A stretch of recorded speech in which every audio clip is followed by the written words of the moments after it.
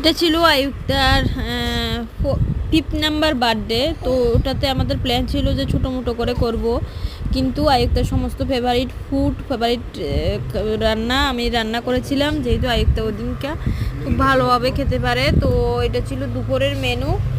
আয়ুক্তা সমস্ত কিছু আমি রান্না করে আয়ুক্তাকে সাজিয়ে দিয়েছিলাম আয়ুক্তা খাওয়ার জন্য। তো আমি সবাইকে একে একে ডেকে বলছিলাম যে প্রথমে আয়ুক্তা দাদু খাইয়ে দিল, তারপর আয়ুক্তা ঠাম্মাকেও বলছিলাম খাওয়ানোর জন্য। তারপর আমি আয়ুক্তার বাবাও খাইয়েছে, তারপর আমি খাইয়েছি। তো আয়ুক্তা সবাই হাতে একটু একটু খেয়ে তারপর নিজে খেয়ে নিয়েছে। যেহেতু আজকে আয়ুক্তার বার্থডে ছিল, তাই আয়ুক্তা সবার হাত থেকে একটু একটু খেয়েছে এবং আয়ুক্তা খুব ভালো এনজয় করেছে। রাত্রিবেলা আবার কেকও কেটেছিল।